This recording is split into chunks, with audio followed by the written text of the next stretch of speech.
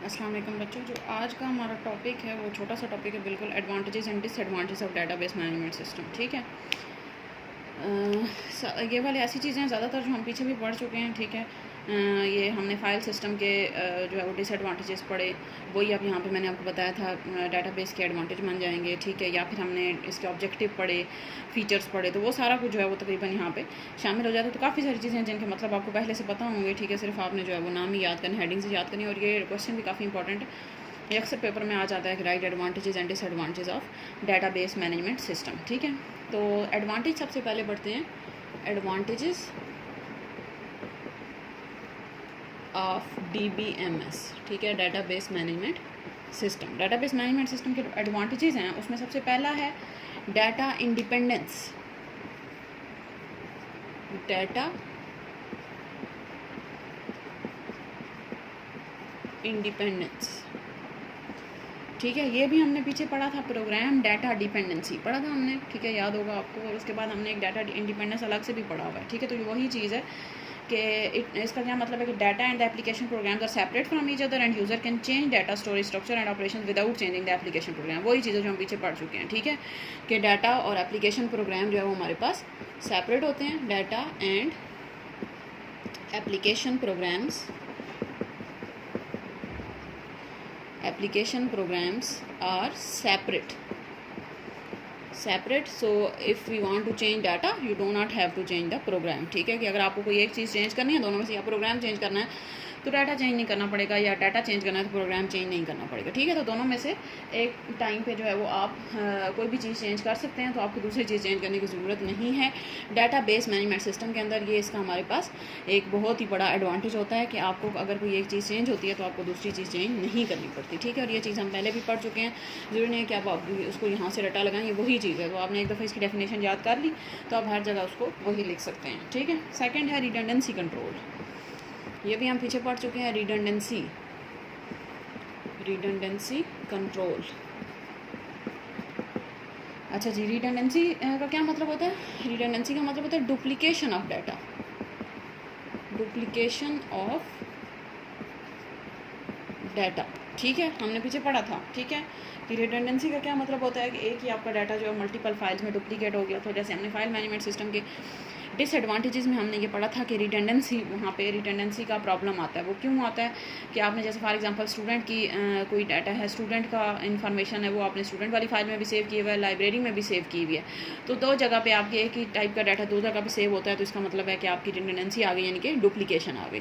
तो यहाँ पे डाटाबेस मैनेजमेंट सिस्टम क्या करता है, data in database appears only once, it is not duplicated. ठीक है, यानी कि ये आपकी डुप्लीकेशन को रिमूव करता है। ठीक है, if the data is required at many places the same data is used. यानी कि हम क्या करते हैं, यहाँ पे आप एक सेंट्रलाइज सिस्टम बना देते हैं। ठीक है, यानी कि अपना सारा डाटा एक ही जगह पे रख देते हैं। ठीक है, फॉर एग्जांपल मैंने स्टूडेंट का आईडी हो गया, उसका नेम हो गया, उसकी क्लास हो गई, सारा कुछ मैंने एक ही जगह पे टेबल बना के उसको सेव कर दिया। अब अगर लाइब्रेरी ने एक्सेस करना है तो वो भी यहीं से एक्सेस करेगा, एडमिन ने एक्सेस करना है तो वो भी यहीं से एक्सेस करेगा, टीचर ने एक्सेस करना है वो भी यहीं से एक्सेस करेगा। ठीक है, तो इसको हम कहते हैं कि आपकी डुप्लीकेशन रिमूव हो जाती है, कि आपका सारा डाटा एक ही जगह पे मौजूद होता है। जिसने भी उसको एक्सेस करना है वो सारे यहाँ से ही उसको एक्सेस कर सकते हैं। पहले क्या था कि लाइब्रेरी के पास अपना डाटा होता था, एडमिन के पास अपना होता था, टीचर के पास अपना, यानी हर किसी के पास अपना अपना डाटा होता था। तो उसमें ज़्यादा चांसेस होते थे कि आपका डाटा जो है वो डुप्लीकेट हो जाता था। तो यहाँ पे जो है वो आप वो डुप्लीकेशन को रिमूव करते हैं। ठीक है, सपोज इसमें जो आपकी बुक में एग्जांपल दी हुई है, suppose we want to manage information of student who study in the college and the student who live in hostel. यानी कि हमें वो वाले स्टूडेंट जो कि कॉलेज में पढ़ रहे हैं और ऐसे स्टूडेंट जो कि हॉस्टल में भी रह रहे हैं साथ, दोनों की हमने इन्फॉर्मेशन लेनी है। The data of student stored in college database, if a student also lives in hostel his record will be stored only in college database. यानी कि हम ये नहीं करेंगे कि आप बार बार, यानी कि स्टूडेंट वही वाले हॉस्टल में रह रहे होंगे ना जो कॉलेज में भी पढ़ रहे हैं, तो हम क्या करेंगे कि एक ही दफ़ा उसका रिकॉर्ड सेव करेंगे और फिर जहाँ से भी जिसने भी उसको एक्सेस करना होगा वो उसी जगह से उसको एक्सेस करेगा, बजाय इसके कि आप उसको अलग अलग जगहों से उसको एक्सेस करवाएं। ठीक है, तो ये हमारे पास होती है redundancy control. Third one is consistency constraints. जो थर्ड हमारे पास प्रॉब्लम आता है वो है कंसिस्टेंसी कॉन्स्ट्रेंट्स। Consistency constraints. ठीक है, ये क्या होता है, are the rules that must be followed. ये भी हम पीछे पढ़ चुके हैं। ठीक है, to enter data in the database, यानी कि ऐसे रूल्स जो कि बहुत ज़रूरी होते हैं फॉलो करना जब भी आपने डाटाबेस में डाटा एंटर करना है, तो ये रूल्स आपको लाजमी फॉलो करने पड़ेंगे, ठीक है। If a data does not fulfil these constraint it can not be entered in the database. जब तक जो है वो आपका वो कंस्ट्रेंट्स यानी कि रूल्स फॉलो नहीं होंगे तब तक डाटा एंटर, जैसे हमने ये बहुत दफ़ा हम कर चुके हैं कि रोल नंबर मैंने कह दिया कि 3 डिजिट का होना चाहिए, तो ये अब जब तक कोई या मैंने कह दिया कि रोल नंबर न्यूमेरिक वैल्यू होनी चाहिए, 0 से 9 तक कोई नंबर होना चाहिए, तो अगर इसके अलावा कोई भी पर्सन इसमें एंटर करने की कोशिश करेगा तो वो हमारे पास जो है वो एरर आ जाएगा, यानी कि वो वाले रूल्स होते हैं जो कि फॉलो करके आप अपना डाटा एंटर करते हैं, ठीक है।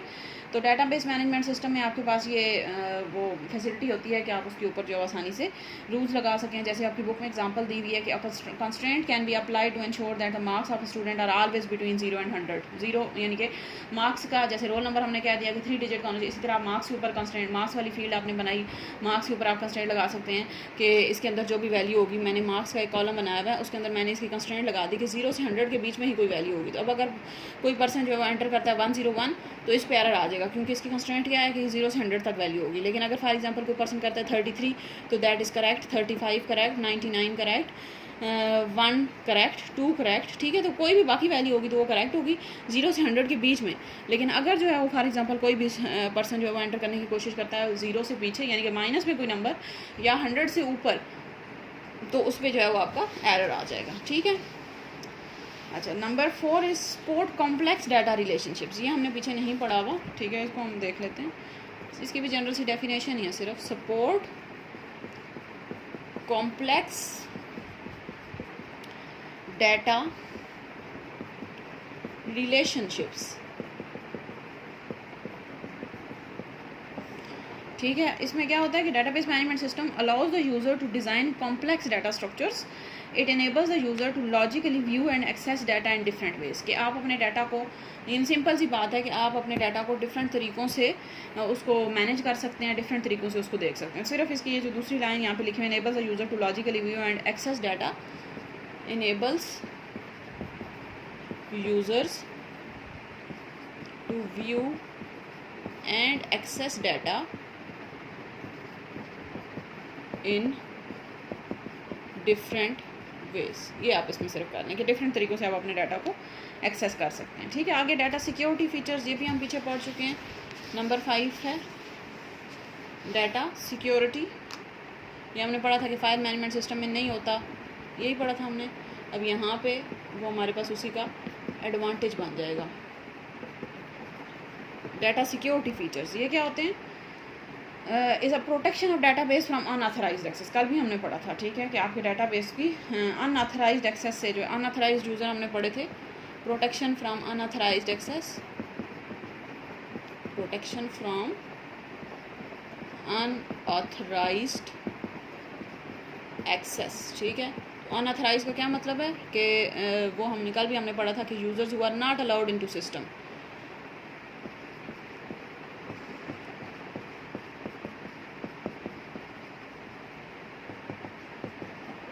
यानी कि ऐसे यूज़र जिनको आपने अलाउ नहीं किया वो अनऑथराइज्ड होंगे, ठीक है।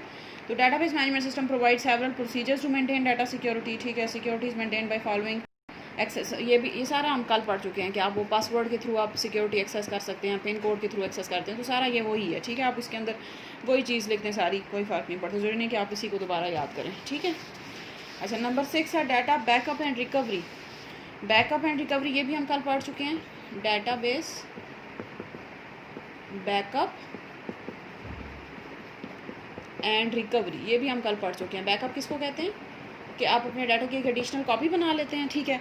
तो उसको आप वो जो कॉपी होती है वो आप यूज़ करते हैं। वो अगर आप फॉर एग्जांपल अब किसी वजह से आपका डाटा लॉस्ट हो जाता है या चोरी हो जाता है या करप्ट हो गया, किसी भी वजह से आपका डाटा ख़त्म हो गया आपके पास से, तो आप क्या कर सकते हैं, वो जो आपने बैकअप बनाया हुआ है आप उस बैकअप को यूज़ करके अपने डाटा को वापस रिकवर कर सकते हैं, ठीक है। इसको हम कहते हैं डाटाबेस बैकअप एंड रिकवरी, ठीक है। और लास्ट है हमारे पास एडवांस कैपेबिलिटीज़। एडवांस जो 7th नंबर है हमारे पास, एडवांटेज 7th एडवांटेज है हमारे पास, वो है एडवांस्ड कैपेबिलिटीज़। एडवांस्ड कैपेबिलिटीज़ ये क्या होती हैं हमारे पास कि आप जो है वो एडवांस, यानी कि आप मज़ीद, ये तो हमारे पास जनरल चीज़ें होगी जो भी हमने पीछे 5-6 पढ़े हैं। अब ये 7वां है कि आप इंटरनेट यूज़ कर सकते हैं। डाटाबेस के अंदर इंटरनेट को यूज़ करके आप ऑनलाइन रिपोर्टिंग भी कर सकते हैं, ठीक है। यानी कि आप बजाय इसके कि आप बना के भेजें, तो आप जो है वो उसको क्या कर सकते हैं, इंटरनेट को यूज़ करके अपनी रिपोर्ट्स को ऑनलाइन भी कर सकते हैं, ऑनलाइन किसी के साथ भी शेयर कर सकते हैं, ठीक है। तो ये हमारे पास जो है वो एडवांटेजेस हैं डेटाबेस मैनेजमेंट सिस्टम के, ठीक है। नेक्स्ट हमारे पास डिसएडवांटेजेस ऑफ डेटाबेस मैनेजमेंट। ये तो हमने साथ जो है वो एडवांटेज पढ़ लिए, काफ़ी सारी चीज़ें थी जो हमने पीछे भी पढ़ी हुई हैं, ठीक है, कोई नई चीज़ें नहीं थी। नेक्स्ट टॉपिक जो हमारे पास है डिसएडवांटेजेस ऑफ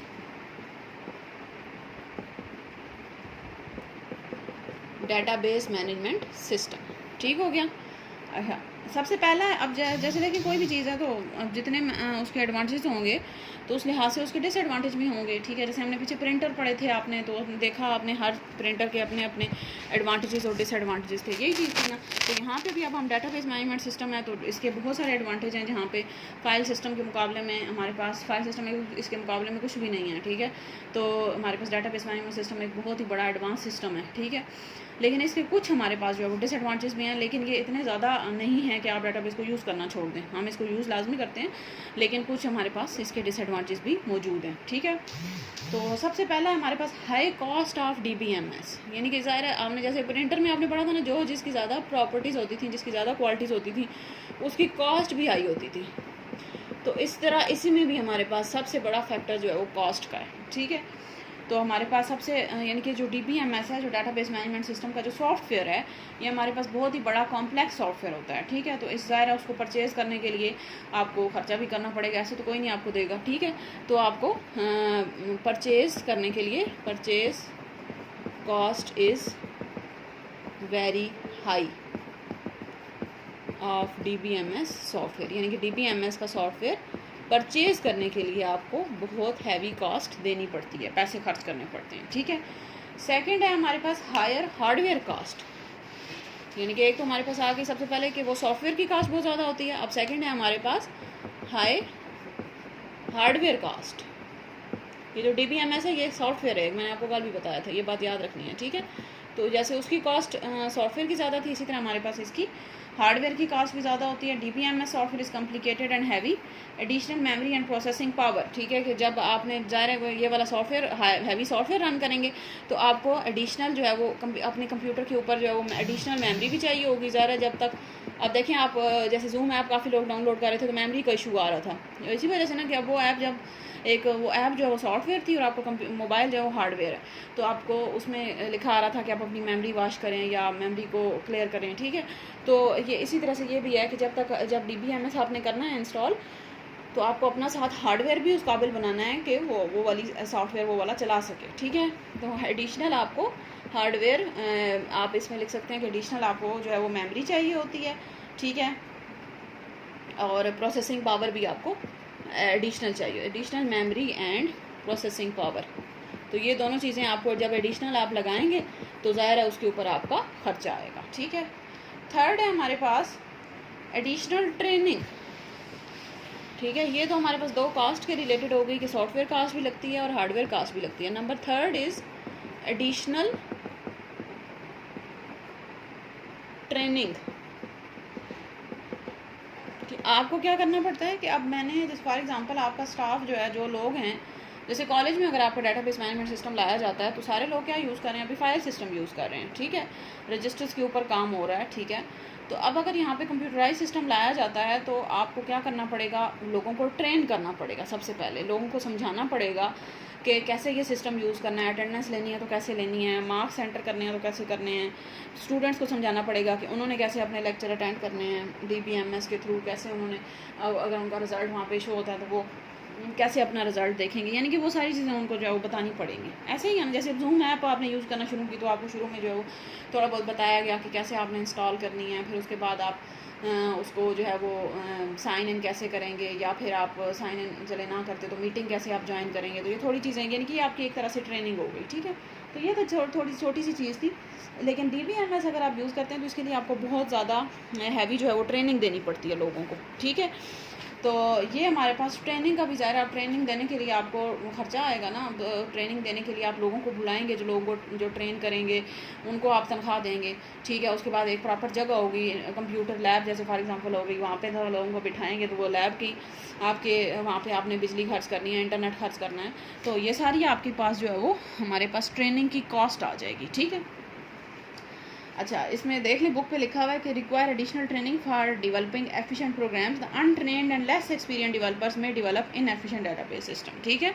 तो वो जो यानी कि जो ऐसे लोग जो ट्रेंड नहीं होते, वो हमारे पास ख़तरा होता है कि वो जो है वो कोई इनएफिशिएंट टाइप का सिस्टम डेवलप कर देंगे जो कि हमारे यूज़ के काबिल नहीं होगा, ठीक है। अच्छा, number 4 is problem in case of wrong database environment. Number 4 हमारे पास क्या होता है, problems in case of wrong database environment। अब wrong database environment हमारे पास क्या होता है, ये बुक से पहले देख लें, बड़ा डिटेल में लिखा हुआ है आपकी बुक में। डेटाबेस सिस्टम में भी change due to change in requirement, क्या आपका डेटाबेस चेंज हो जाता है, हमने पीछे भी पढ़ा था, जैसे नंबर ऑफ़ यूज़र चेंज हो गए या कोई भी आपकी और कोई चेंज आता है तो आपके डेटाबेस से आपको चेंज करना पड़ेगा, ठीक है। The change can be costly due to conversion and testing of existing program, ठीक है। चेंज आपके पास क्या होगी, कॉस्टली हो जाती है कि आपको नया जो एग्जिस्टिंग आपका जो डेटाबेस होगा उसको आपने कन्वर्ट करना है पहले नए के मुताबिक, फिर आपने उसको टेस्ट करना है कि सही चल रहा है कि नहीं चल रहा, ठीक है। Hierarchical system is more difficult to change than other system. हमने पीछे पढ़े थे 3 मॉडल, हियरार्किकल था, नेटवर्क था और रिलेशनल था। तो ये बता रहे हैं कि हियरार्किकल सबसे ज़्यादा कॉस्टली होता है। It requires a lot of cost to implement changes. The changes in relational database are easier to implement. Relational database जो हमने पढ़ना है, मैंने बताया था रिलेशनल डाटाबेस कौन सा होता है, जिसमें आप टेबल्स यूज़ करते हैं, वो रिलेशनल डाटाबेस होता है, ठीक है। तो उसमें आपके पास चेंज जो है वो इतना मुश्किल नहीं होता। इट मीन्स दैट प्रॉब्लम में increase later if wrong type of database environment is selected. अच्छा, अब डेटाबेस इन्वायरमेंट का क्या मतलब है कि कौन सा डेटाबेस मॉडल आप यूज़ कर रहे हैं, ठीक है।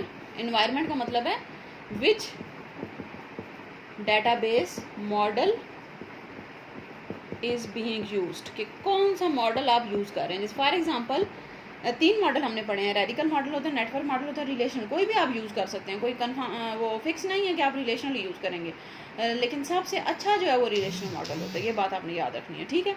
तो अगर आपको लगता है कि आपका जो डाटाबेस है इसमें ज़्यादा चेंजेस नहीं आएंगे बाद में, जैसे फिक्स है कि आपके जैसे नंबर ऑफ़ यूज़र अगर 22 हैं तो 22 ही रहेंगे, चेंज नहीं होंगे, ठीक है। यानी कि ये चीज़ फिक्स है, ना तो वो 20 होंगे कभी और ना ही 25 होंगे कभी, आपने फिक्स कर दिया कि 22 ही हैं। तो फिर आप हियरार्किकल मॉडल भी यूज़ कर सकते हैं, नेटवर्क भी कर सकते हैं, रिलेशन, यानी कि आपके पास ऑप्शन आप तीनों कर सकते हैं।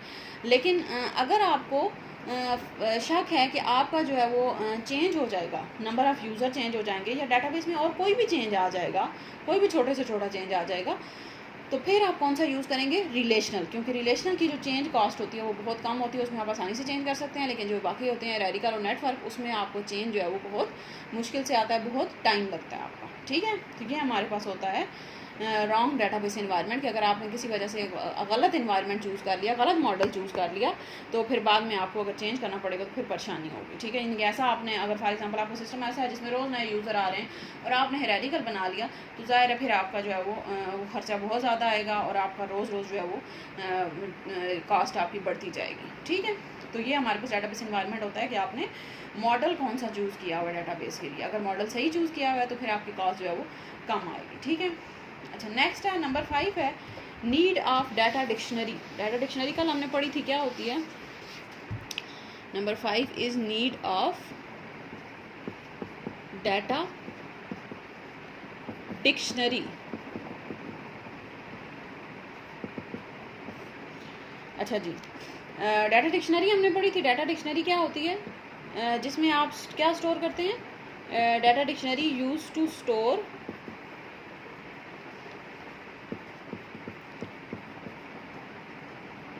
Data definitions and data structure, यानी कि डाटा का डेफिनेशन या डाटा की स्ट्रक्चर आप स्टोर करें। जैसे फॉर एग्जांपल मैंने बताया था कि अगर नेम है आपका डाटा तो आप नेम की डेफिनेशन में क्या स्टोर करेंगे कि नेम जो है फॉर एग्जांपल 10 कैरेक्टर से ज़्यादा नहीं हो सकता, अल्फ़ाबेट्स इसके अंदर होंगे, ठीक है, फर्स्ट नेम लास्ट नेम आएगा, तो वो हमने बताया था, ठीक है। तो इसको हम कहते हैं कि डाटा डिक्शनरी होती है जिसमें आप डाटा की डेफिनेशंस और डाटा का स्ट्रक्चर स्टोर करते हैं, ठीक है, उसको हम डाटा डिक्शनरी कहते हैं। तो disadvantage of DBMS is need of data dictionary. अब ये इसका डिसएडवांटेज कैसे होगा? एक तरह से तो ये एडवांटेज है ना इसका कि आपको पहले से पता है कि ये आपका डाटा है, इसकी डेफिनेशंस में ये चीज़ें आएंगी तो आपको पता चल जाएगा। आप जैसे नेम की डेफिनेशन आपको पता है कि नेम में ये चीज़ें आनी हैं, तो आप जब भी नेम के अंदर डाटा एंटर कर रहे होंगे तो आपको पता होगा कि आप अल्फ़ाबेट्स एंटर करेंगे, 10 से ज़्यादा एंटर नहीं करेंगे, first name last name enter करेंगे, इसके अलावा कुछ चीज़ एंटर नहीं करेंगे। लेकिन इसका डिसएडवांटेज ये क्यों हमारे पास डिसएडवांटेज में इन्होंने क्यों शामिल की है, वो इस वजह से कि आपके पास इसको ज़ाहिर है आपने इसको बनाना भी तो है ना, ठीक है। अब ये डाटा डिक्शनरी हमें अलग से क्रिएट करनी पड़ेगी डाटाबेस के अंदर, ठीक है। तो उसकी डिसएडवांटेज में इस वजह से इसको शामिल किया है कि ये हमारे पास एडिशनल इसमें हार्डवेयर कास्ट लगती है, आपकी मेमोरी लगेगी ना, ज़ाहिर है इसको मैंने सेव करना है कहीं ना कहीं, तो किसी मेमोरी के अंदर ही स्टोर होगी। यानी कि एक तो आपको अपना डाटाबेस पूरा सेव करना है, ठीक है, और दूसरा साथ उसकी डाटा डिक्शनरी भी स्टोर करनी है। तो ये आपको दो चीज़ें जो हैं वो स्टोर करनी पड़ेगी, डाटाबेस भी स्टोर करना पड़ेगा और उसकी डिक्शनरी भी स्टोर करनी पड़ेगी। तो ये इस वजह से हम इसको कहते हैं कि ये हमारे पास इसका डिसएडवांटेज है कि आपको एडिशनल जो है वो मेमोरी चाहिए होती है। Data dictionary is very useful tool but it is also expensive, it requires installation cost as well as hardware requirement, कि आपको इंस्टॉलेशन भी उसकी करनी पड़ती है और उसकी हार्डवेयर की जो रिक्वायरमेंट है यानी कि मेमोरी जो और प्रोसेसिंग पावर वो भी आपको चाहिए होगा, ठीक है। तो इस वजह से हम इसको डिसएडवांटेज में शामिल करते हैं कि है तो फ़ायदेमंद चीज़, लेकिन इसका डिसएडवांटेज क्या होता है कि आपको ज़रा इसको स्टोर करने के लिए, इसको चलाने के लिए आपको एडिशनल जो है वो हार्डवेयर की ज़रूरत पड़ेगी। इस वजह से हम कहते हैं कि हमारे पास इसके डिसएडवांटेज में आता है कि इसमें डाटा डिक्शनरी की ज़रूरत हमें लाजमी पड़ती है, ठीक हो गया। तो ये हमारा एक चैप्टर हमारा कवर हो गया, सही है, जो हमारा फर्स्ट चैप्टर है। इसकी स्लाइड्स मैं आपको भेज दूँगी, ठीक है। मेरे पास जो है वो इसका पूरा एक छोटे छोटे पॉइंट्स में स्लाइड्स भी बनी हुई, ताकि जिनके पास बुक नहीं है या जिन्होंने नोट डाउन नहीं किया हुआ वो उधर से भी उसको पढ़ सकते हैं। वो भी छोटे छोटे पॉइंट्स में ही लिखा हुआ है, कोई इतनी मुश्किल चीज़ नहीं है, ठीक है। लेक्चर आपके पास होगा, आप साथ साथ उधर से, जिन लोगों ने साथ साथ लेक्चर नहीं लिए वो उधर से साथ साथ उसको जो है वो पढ़ के और साथ लेक्चर सुनेंगे तो उनको ज़्यादा अच्छा समझ आ जाएगा, ठीक है। उसके बाद हम जो है वो इसका छोटा सा जो है वो आप टेस्ट तैयार करें, ठीक है। इसी वीक में या किसी भी टाइम पे मैं आपको इसका एक टेस्ट भी दूंगी, ठीक है। और साथ हम सेकंड चैप्टर इंशाल्लाह स्टार्ट करेंगे। Thank you.